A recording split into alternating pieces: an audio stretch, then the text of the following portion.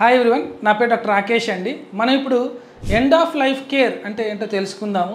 So మన బంధువులు కానివ్వండి, మనకు తెలిసిన వాళ్ళు కానివ్వండి, మన సొంత వాళ్ళు ఎవరైనా సరే క్రానిక్ ఇబ్బందులు అంటే క్యాన్సర్ స్టేజ్ 4తో కానివ్వండి, వెనక్కి అంటే ఇర్రివర్సిబుల్ డ్యామేజ్, బ్రెయిన్ డ్యామేజ్ అంటామండి, హైపాక్సిక్ బ్రెయిన్ డ్యామేజ్, ఇలాగా కారణం ఏదన్నా కానివ్వండి, ఎప్పుడైతే పేషెంట్ ఎక్కువ రోజులు బతకరు అని మీకు డాక్టర్స్ చెప్తారో, లేకపోతే పేషెంట్ బతికే అవకాశాలు చాలా తక్కువ, లెస్ దాన్ 5% అని ఇలా మీతో మాట్లాడుతూ ఉంటారు కదా.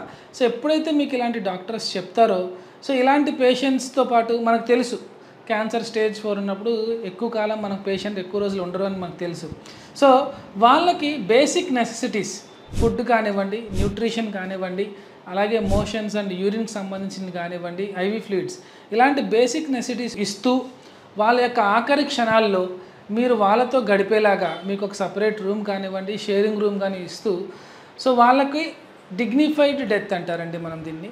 సో డిగ్నిఫైడ్ డెత్ అంటే సో వాళ్ళని బేసిక్ అంటే మనం ఎక్కడ వైద్యం ఆపడం జరగదు, వాళ్ళ యొక్క లైఫ్ సస్టైనబిలిటీకి మినిమం ఏదైతే కావాలో అలాంటి సపోర్ట్స్ అన్నీ మనం ఇచ్చుకుంటూ, అలాగే పేషెంట్ టు పేషెంట్ నేను చెప్పినట్టు ఎప్పుడు కూడా టైలర్ మేడ్ అంటామండి. కొంతమంది పేషెంట్స్కి కొన్ని సెట్ ఆఫ్ పాయింట్స్ ఉంటాయి, కొంతమంది పేషెంట్స్కి కొన్ని సెట్ ఆఫ్ పాయింట్స్ ఉంటాయి.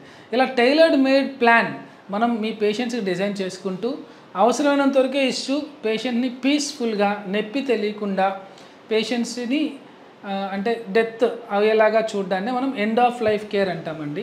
సో ఈ end of life care facility మన రీహాబిలిటేషన్ సెంటర్లో అవైలబిలిటీ ఉంది. సో ఎవరన్నా దురదృష్టవశాత్తు మీ బంధువులు కానీ మీ వాళ్ళు కానీ ఇలాంటి సిచ్యువేషన్లో ఉంటే ఒకసారి మమ్మల్ని సంప్రదించి దీని గురించి ఫర్దర్ డీటెయిల్స్ మీరు తెలుసుకోవచ్చు.